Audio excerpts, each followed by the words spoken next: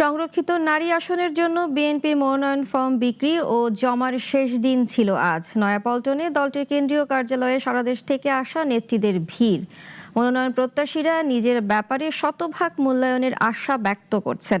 আর দলটি বলছে বিগত আন্দোলন সংগ্রাম এবং দক্ষতার ভিত্তিতে এবারে প্রার্থী বাছাই করা হবে। বিস্তারিত রাশিদুল কাদেরের রিপোর্টে। ত্রয়োদশ জাতীয় সংসদের সংরক্ষিত নারী আসনের দলীয় প্রার্থী বাছাইয়ের জন্য বিএনপির মনোনয়ন ফরম বিক্রি ও জমাদানের শেষ দিন। নয়াপল্টনে দলটির কেন্দ্রীয় কার্যালয়ে সারা দেশ থেকে আসা মনোনয়ন প্রত্যাশীদের ভিড়ে নির্বাচনী উৎসবের হাওয়া। জানা গেছে এবারে প্রার্থী বাছাইয়ের জন্য প্রায় ১৫০০-এর মতো ফরম বিক্রি হয়েছে, জমাও পড়েছে। আর নারীদের সংরক্ষিত আসনের জন্য বিএনপির জন্য বরাদ্দ ৩৬টি, যার বিপরীতে মনোনয়ন প্রত্যাশী সংখ্যাও বিপুল। যারা আবেদন করছেন তারা সবাই নিজেকে যোগ্য মনে করছেন, নিজের পক্ষে যুক্তিও তুলে ধরছেন। হাইব্রিডরা আসবে, হাইব্রিড আবার চলেও যাবে, তারা থাকবে না। আমরাই দলের কর্মী, আমরাই থাকবে, এটাই বাস্তবতা। যদি ত্যাগের মূল্যায়ন হয়, ত্যাগী কর্মী হিসাবে আমি শতভাগ আশাবাদী।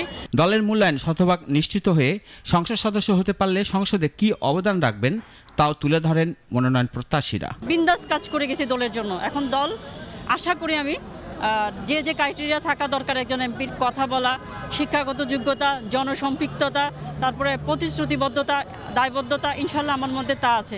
ত্যাগী নেত্রীদেরকে দলের উচিত মূল্যায়ন করা। আর বিএনপি নেতারা বলছেন যারা দলের জন্য ত্যাগ স্বীকার করেছেন এবং যাদের যোগ্যতা আছে তাদের এই মূল্যায়ন করা হবে। পার্লামেন্ট, এখানে আইন কানুন জানতে হয়, এখানে অনেক টেকনিক্যাল বিষয় থাকে, সেগুলো বলতে হয়। এই ধরনের অত্যন্ত গুণী মহিলা, এক কথায় যারা আমি বলবো আমাদের দলের, তাদেরকে বাছাই করার ক্ষেত্রে দল নিঃসন্দেহে তাদের সুচিন্তিত মতামত দিয়েই তারা বাছাই করবেন। কার কার মনোনয়ন নিশ্চিত হচ্ছে তা নির্ভর করবে দলের পার্লামেন্টারি বোর্ডের সিদ্ধান্তে। ততক্ষণ অপেক্ষা করতে হবে মনোনয়ন প্রত্যাশীদের। রাশিদুল কাদের, নাগরিক, ঢাকা।